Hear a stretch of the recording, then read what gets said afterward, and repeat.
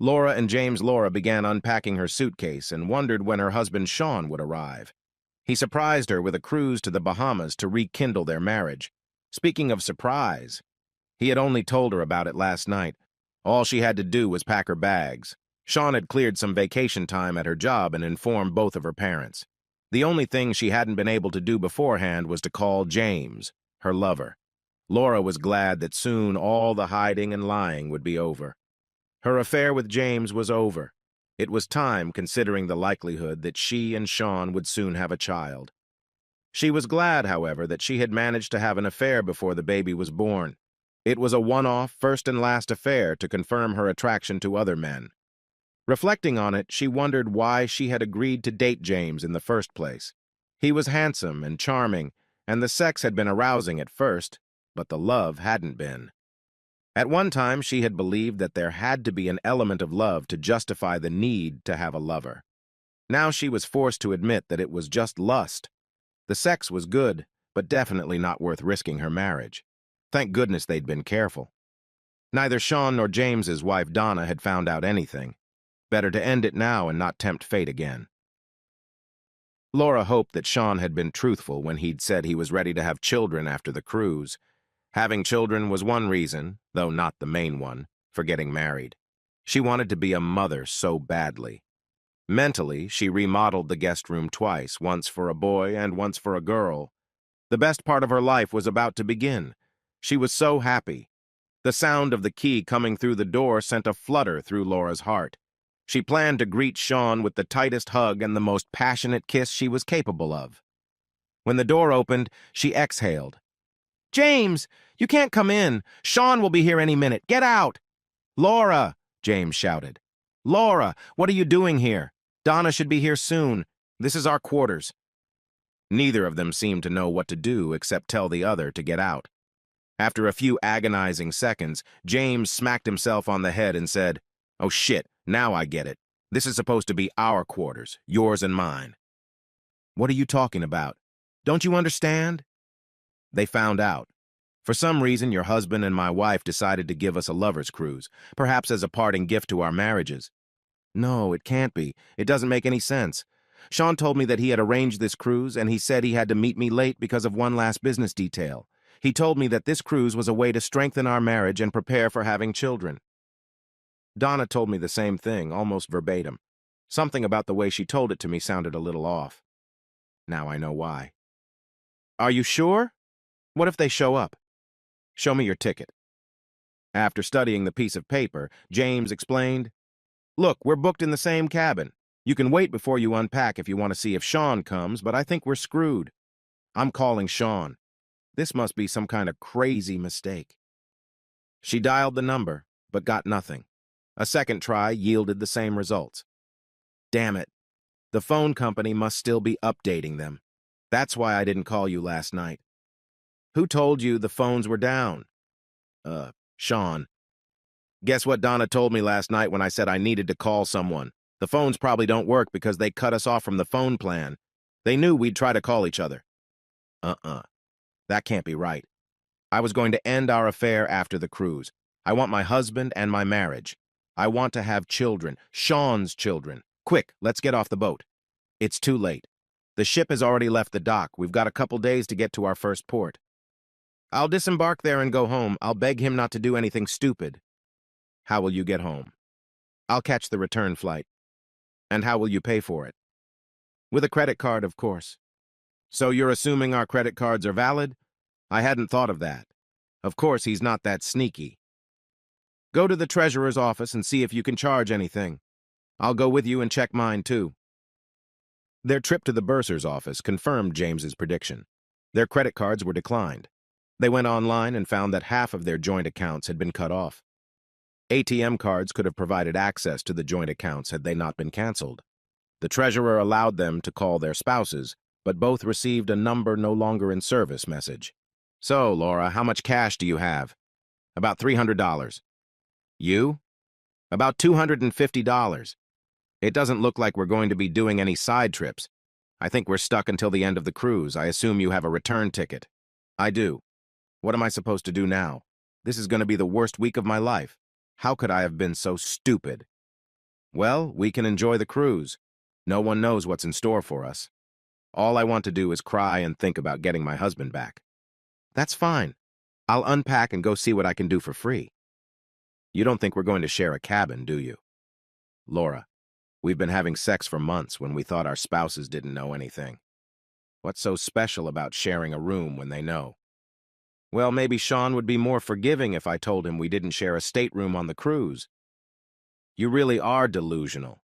Good luck with that story. Laura and James shared a stateroom and a bed for the cruise.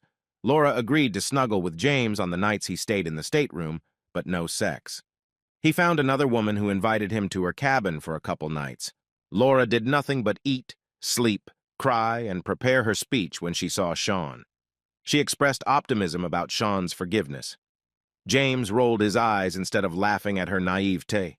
Their luggage was taken by bus to the airport. On the way back, they sat side by side. They hardly spoke at all. At the baggage claim counter in their hometown, James saw a man with a sign with his and Laura's names on it. The man said he had been hired to take them home. Once James and Laura got into the car, the chauffeur handed each of them an envelope.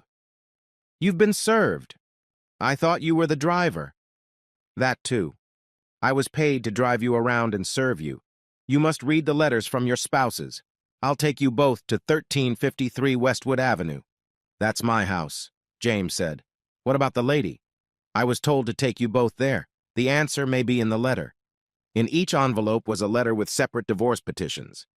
Laura and James, we hope you both enjoyed the cruise. No. If you think that treating the two of you to a cruise was some kind of sign of affection, drop the idea. I, Sean, bought the cruise tickets before I even found out about your cheating. They were non-refundable. After Donna and I got together to confirm horn counseling for both of us, I think the term is the same for a woman as it is for a man, we came up with the idea of sending the two of you on a cruise. We needed time to get our affairs in order, pun intended. We have a divorce attorney in common, which would probably be a good idea for the two of you as well. At least it would be cheaper. Getting the letter is the beginning of the 90-day separation. It will allow all of us to get used to not being married to our current spouses. Instead of having 4 whole houses, we have decided that Donna will move in with me. Laura can move in with James. In case you're wondering, Donna and I have not developed a romantic relationship, not even revenge sex. It's not because Donna and I don't find each other attractive. It's because we don't think we should have sex with anyone else until we get divorced. What a weird concept. Not sleeping with anyone other than your spouse. I think I've heard that somewhere before. Oh yeah, our marriage vows. Or were they just marriage proposals for the two of you? The next 90 days of separation is what we propose to use to negotiate the division of assets. Donna took everything she wanted out of her house. Most of her stuff went into storage. Laura, all of your stuff is boxed up and in James's house. Oh, before I forget, there are some things we didn't leave for either of you. All of the wedding photos and albums have been thrown away. If you need them, you can look for them at the city dump. Hey, you ruined our marriage. It seems like a fair trade to destroy the wedding photos. Obviously, marriage didn't mean the same thing to you as it did to me. Please spare us the excuses from the cheater's handbook. There is no excuse for what you two did, and you did it over and over again. Forget about counseling, at least marriage counseling, unless you both think it will help your future marriage to each other. But there's another thing about whether a cheater who marries a cheating spouse can ever trust their spouse. We know they couldn't, which is why we don't need marriage counseling. We do need to talk about asset allocation. We didn't ask for anything out of the ordinary in the petition. Basically, it's 50-50 for me and Laura. Donna has a prenup that prevents James from getting much. I can see that half is unfair, but I can't expect anything better if we go to court. Is it fair for Laura to get half when she committed a crime and I didn't? There must be more serious consequences for the two of you, or you may not feel punished. If you are not punished, you may believe that you will get away with it again, whether you get married or marry other people. What punishment to give you two, Donna and I have been discussing for hours. By the way, James, that 20-year-old scotch you've been saving is great. I'm sorry, but the bottle is now empty. Donna was very creative in her suggestions, however. Most of them were illegal. Here's where we left off. Copies of photos, videos, and recordings of the two of you in the throes of sexual bliss will be distributed to everyone in our families, schools, churches, neighborhoods, and anyone else we can think of. I hope this has gotten your attention. What we really want to do is reinforce your desire to settle the terms of your divorce as quickly as possible. Some may see our offer as a threat or blackmail. We see it as an incentive. We have also discussed whether to sue the company you both work for. They don't have a fraternization policy, and we have no proof that your dating took place in the office or while you were working. Too bad, we could use the money. I think you're lucky in that regard. Communication. All future communications should be done through our attorneys. We both have new phone numbers that only our attorneys know. Our attorney's contact information is listed below. We suggest 1 to 2 meetings where we will try to iron out any differences. There are things like insurance, real estate, loans, mortgages, child support, etc. That may be transactions that we exchange rather than split in half. These sessions will be for asset calculation only. We do not expect excuses, apologies, explanations, or requests for forgiveness or advice. Donna and Sean, Laura cried. The loss of her husband and the loss of his future children was tormenting her heart from the inside out. James tried to comfort her. His depression didn't go away until he saw his house. Boxes and boxes of Laura's belongings filled his living room. All the pictures of Donna were gone, as were most of her belongings. The first time he really realized it was real. His wife was gone, and he was stuck with a woman he was only interested in when they were in bed. Laura gathered her basic belongings and the clothes she would need for a couple days. "Where's the guest bedroom?" "The guest bedroom? Honey, if you stay here, we'll be sleeping in the same bed, and I don't just mean sleeping. I'll be ripped to shreds in a divorce. Donna's dad made me sign a prenup. Caught cheating, I get nothing. It's your fault I got caught. You owe me a lot more sex than you've given me so far." "What makes you think it's my fault they found out? It might as well have been you. We both thought we were being discreet. I don't know how they found out, do you? I just know I was very careful. That doesn't change anything. You're either in my bed or out the door. I choose the door." She packed some things and put them in the car. Sean at least brought the car to James's house. "What are you going to do with my other stuff?" "I'll give you 72 hours. Not a minute more." "That should be fine." Laura was quiet for a moment and added, "I regret my role in hurting both of our marriages. I wish you luck with your divorce." After checking into the motel and getting a good night's sleep, Laura got ready for work. She looked forward to the daily routine to take her mind off her situation. The distraction didn't last long. Laura met her best friend at work, Debbie. Debbie found out about the cruise when Sean gave Laura the day off. He told her that Sean and Laura would reconnect in preparation for having children. "Laura, since you have almost no new tan, I'm assuming that you and Sean have been busy in the cabin making babies." Instead of the wide smile Debbie expected, Laura's face crinkled and she cried. Laura ran into her office. Debbie followed her. The cruise story, the letter, and the divorce petition were shown to her friend. Then both women cried. Sean and Donna. "Well, Donna, I think they're already back. How do you feel about what we did?" Terrible and satisfied. "I hate to put an end to my marriage, but I love that we didn't let them get away with it. I guess our marriages meant nothing to them. I feel like I've been fooled my entire married life. Well, probably not that long. For all we know, they've only been together a few months." "Sean, do you think their desire to change started only a few months ago?" "I think their undying love for us started dying a few months after the honeymoon. If not, what happened that suddenly caused them to cheat?" "I understand your point of view. I still can't understand why she did it in the first place. I had no idea she was anything other than a devoted wife and a woman willing to have children with me. Thank God I caught her before we had kids. It would have been a real mess to get a divorce when a child was involved. Do you think James will fight the divorce or not? If I put up a prenup, he'll probably contest it. Otherwise, he'll get almost nothing. He only brought about $10,000 or so into the marriage. Do you think pictures of them going in and out of a motel room would be enough to prove adultery? On the one hand, I really wish we had video of them actually having sex. On the other hand, I think a sex tape of them would burn my brain. The pictures probably wouldn't be enough evidence, at least on their own. I need Laura to testify for it to be a sure shot. I don't know. It sounds weird, but Laura has pretty high moral standards, except for cheating on her husband. She could cheat on me, but she could also tell the truth about the affair. Can you talk to her for me? Maybe. Let's play it by ear for now. You handle your divorce, and I'll handle mine. As far as I'm concerned, there's no rush. By the way, how long do you think you can keep me here before you kick my skinny ass out? As far as I'm concerned, you can stay here as long as you want. I was surprised at how comfortable I was living with you and how quickly we established a routine. I enjoyed our conversations and mutual comfort. Sean was quiet for a moment and smiled. And upon close inspection, your ass isn't skinny. Thank goodness you noticed. Now I don't have to put testosterone supplements in your food.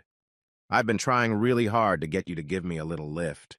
Every once in a while, I need reassurance that I'm still a desirable woman. I've noticed, but please don't stop trying. They were both smiling. It was over a month before Sean and Laura arranged to meet. Since James hadn't seen any pictures, he disputed the claim of proof of marital infidelity. Donna's divorce would take longer. Each of Sean and Laura's attorneys came with a list of items to negotiate. Laura's attorney was allowed to go first.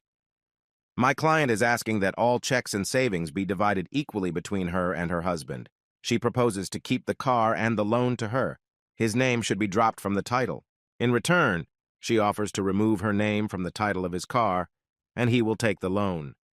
Both parties will purchase their own automobile insurance. As for the house, she offers to either sell it and split the equity, or he can buy it back by paying her half of the equity, as suggested by a certified real estate appraiser. She would be excluded from the contract if he retains ownership. Sean's attorney responded, "We have no problem with those terms. Her husband has decided to sell the house. He will put it on the market within 90 days. What else does she want?" Laura's lawyer spoke up. "My client will only agree to your terms if your client speaks to her privately for an hour." "No," Sean spoke up. "Then my client asks that 12 counseling sessions be required. If your client refuses to participate, we will petition for $3,000 a month in alimony and loss of equity in the home. You know we can get both with the right judge." Sean's attorney told him that local judges like to give counseling and allow the wife to stay in the house. While she probably won't get $3,000 a month in alimony in the house, she will probably get a lot more than he was suggesting. The attorney further advised Sean to accept the 1-hour deal and be happy that there are no worse demands. My client will give his wife 1 hour provided she signs the agreement in advance. Sean, will you agree to talk to me instead of just sitting here? Sean was angry, but he agreed. He never lied to me, I accept. When Sean and Laura were alone, he told her, "At 3:32, we'll be done. I deserve it. You promised to listen to me, too." Sean nodded and stared at her. "Sean, I have sinned against you and God. I'm not going to make excuses for myself to you. I indulged myself when I convinced myself that everything was okay. I lied to myself and to you and to God. I've cheated. I've broken my marriage vows. I betrayed the person I love most in the world. I deserve to be punished. I think you'll probably agree with what I just said." Sean nodded again. "The question is the punishment. Is divorce too much punishment? Is a second chance too much? Please imagine a scale of fairness. As for divorce, put the gravity of my adultery on that scale. It makes the negative side go down. Is there anything else you want to put on the negative side? Were there other reasons why I wasn't a good wife to you? Besides having a lover, have I ever disrespected you and our marriage? Has anyone ever come to you with negative words about my behavior? Or tried to tell you that I spoke badly behind your back? Have I ever turned you down for sex, even when I was having an affair? Did you ever doubt my love for you until you found out about me and James?" Sean shook his head negatively. "Sean, is there anything you can mention about me that can go on the positive side of the scale, the side that can give me a second chance? Do you believe I was an evil slut when you married me? No, you were the most perfect person I've ever known. That's why your betrayal hurts so much. What did I do to turn you into a cheating whore?" He had a hard time not crying. "Sean, honey, it wasn't you. You were everything I needed. The problem was I convinced myself I wanted more, and I deserved it. What about our family life? Did I do anything wrong? Laura, you've become not only my wife, but my best friend. I wanted to hear about your day when I came home. You seemed to want to hear about mine. I felt guilty about spending too much of our budget on things for me, while you hardly ever asked for money. I liked talking politics with you. even though you're almost always wrong." He made them both smile. "I loved our conversations about kids and our future. I never ever checked up on you when I was on business trips. We loved each other too much, or so it seemed to me. I know you said it was all your fault, but I can't help but wonder if I took you for granted or did something else that made you turn to James." Now he was crying. "Look at the scale, Sean. Is it anywhere close to equilibrium? Do you have any love for me to put on the side of second chances? I know it's hard to believe any promises I make after breaking our marriage vows, but I swear on the lives of our unborn children that I will never betray you again. Please give me a second chance." Sean thought about his choice until he had a headache. "Laura, it will take me some time to get that image of you and James fucking in that motel room out of my head. I'll agree to have my attorney hold the divorce papers we just signed on one condition, if you agree to testify against James in Donna's divorce." "What will I testify about?" "James challenged the photos of you and him leaving the motel room as evidence that you had sex with him. Legally, he's probably right. You would have testified that you had sex with him. So you lied when you said you had a video of us having sex. Well, there's nothing we can do about it now. Sean, I have no problem telling the truth about this affair. Of course we had sex in a motel room. I'm sorry I jeopardized 2 marriages, but I won't lie to save James from punishment. He's not worth lying for. He and I both deserve to be punished. I just wish it wasn't a divorce. I'll tell my lawyer. I'll tell my lawyer." "Sean, what does this mean about our living arrangement? Are you going to let me back in the house?" "Donna's living there now. It's going to have to wait. I don't want to kick her out until she has a place to stay, but I also promised to put our house on the market." "If you postpone the divorce, you won't have to sell the house. I'd be willing to wait for Donna to leave while you and I spend time together. Maybe we should date again. We're 2 changed people. We need to rediscover ourselves and our relationship. With God's help, we will go back, fall in love, and be ready to fill our home with children." "I'm not sure I can fill a house, but I'd like to. I like the idea. I'll tell Donna." Donna wasn't as pleased with the news as Sean expected, but still forced herself to smile and said, "Thank you." When James heard that Laura was willing to testify that they'd had sex at the motel, he capitulated. He was surprised that Donna had agreed to pay off his car loan and credit card to compensate him for the loss of his half of the equity in their home. In the current housing market, the sale of their home would barely cover the loan and the seller's fees. Alimony was not part of the prenuptial agreement. Sean was puzzled that Donna was being so lenient and asked her about it. "I really wanted to burn the bastard. His betrayal hurt me more than anything ever had. Then I looked at you. You were badly wounded, but you couldn't be vindictive towards Laura. Scale of justice made me change my mind. James and I had a mostly positive marriage before their affair. My dad thinks I'm crazy, but I feel much better about my divorce than I would have if I had taken more violent revenge. Thank you, Sean, for everything." She put her arms around him and kissed him passionately. Sean was surprised. The kiss warmed him and challenged his notion that Donna wasn't the kind of woman he should be interested in sexually or romantically. "Donna, I'm sorry, Sean, but I care about you so much. Sometimes it kills me that I can't show you how much I care about you. I hope you can forgive me." "Forgive you?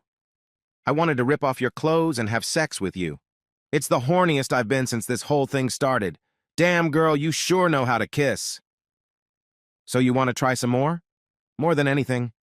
The problem is I'm trying to figure out if I can give Laura a second chance. How can I do that if we're having an affair?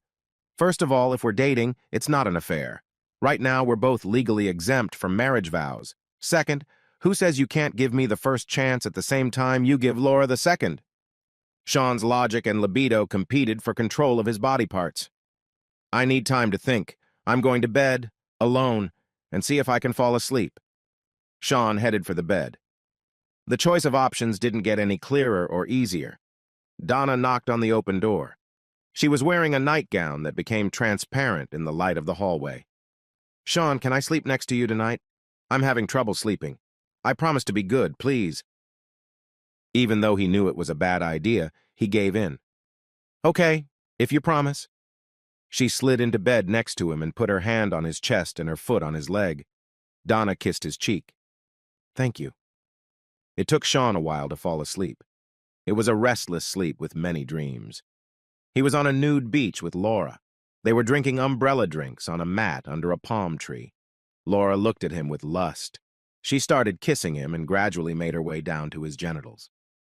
"I thought you were going to be good." "Are you saying it was bad? I guess I'll have to practice a little more then." "It's not fair to Laura. Haven't you heard in love and war, all is fair?" "I guess I should thank you. That was the best blowjob I've ever had. It makes you wonder what else is possible, doesn't it?" "It does." "Seriously, Sean, at least we'll be living together for a while. Don't you want to see if we're sexually compatible?" "God, you have no idea how much I'd like that. You showed me a little bit of your body and I stayed horny most of the night. The only thing that bothers me, other than feeling like we should wait until after the divorce, is that you are living with me because your husband is cheating on you. What happens if we find out we are sexually incompatible? Would it be hard for you to stay here? I don't want you to have to move until you're ready." "Hell, you're putting my feelings ahead of your carnal lust." She smiled broadly. "Damn it, Donna, what am I going to do with you? Doggy, reverse cowboy, missionary." James relented and stepped back. He was sent a copy of the divorce decree. There was no further contact with him. Sean had an active social schedule. He enjoyed meeting Laura and began to remember what attracted him to her in the first place. She didn't pressure him, but made it clear that she was willing to regain his trust in any way she could. Donna had no intention of moving, even though James had left the house he shared with her. Sean told Donna that they needed to talk. "Donna, I am extraordinarily happy. I have a beautiful, intelligent, caring woman living with me who has given me the best sex life I have ever had. I have also reacquainted myself with the woman who was the love of my life for years. She hurt me, and I have a hard time trusting her. I've rekindled enough feelings for her to wonder if I'm giving you an unfair advantage when you live here and we have sex. There's a vacant house. Why aren't you going back?" "I'm not going back home because as far as I'm concerned, this is my home. I want to be with you. Where you and I are together is home. If you think I have an unfair advantage by living here, good for me. I'm fighting for the man I love. I don't understand why you would want a woman who betrayed you when you have a woman who has never cheated on you and never will. I don't want to demean your sense of justice. As much as I hate the idea, I'll move out. I plan to win Laura away from your love, regardless of our living situation. I trust your judgment. Even though you haven't said it, you love me, Sean. I know you do. I'll wait, but I plan on us getting married and having kids. Now let's go to bed for one more night, and I hope you're not going to sleep." Months went by. Laura felt better, especially after learning that Donna had moved out. She was disappointed that Sean had never met her at their old house. Now they hugged and kissed, but there was no sex. She hoped he remembered their time in bed. Most of their time together had been spent reliving good memories of their courtship and marriage. They never discussed her affair. There was a 2-week break before Sean and Laura met again. Laura was sure he was going to announce his decision. She felt she had reason to be optimistic. She sat down at the conference room table. Sean was there, but so was Donna. Laura sat holding back tears. "Laura, I wanted you both here because I am constantly mentally and physically moving between you. You both need to hear what I have to say right now. Our current situation is unfair to both of you. I don't think it's fair to me either. I have come to a decision. Laura, I have been able to forgive you. Our last time together reminded me of the reason I fell in love with you and how great it was to be married to you before you cheated. I've been tempted to resume our marriage, under certain conditions, of course. The problem is I can't forget. While I myself may be willing to risk you remaining my wife, I can't risk the mother of my children being unreliable. As bad as it would be for us without children involved, it makes me physically sick to my stomach to think of what would happen if we had children. Actually, Laura, I made that decision a couple months ago. I've been working on a new divorce agreement ever since. Laura, because of the wonderful years you gave me for most of our marriage, I want to give you a chance to support yourself so you can prepare for how to move on with your life. I have no doubt that you will find a man willing to take the risk and give him children. I have sent your attorney new settlement terms that are much more favorable to you than the previous ones. I wish you the best, Laura. I really do." Sean and Donna got up to leave. "Sean, can't you—" Her ability to speak left her when she saw the slight bulge of Donna's belly. She knew she had lost what she wanted most.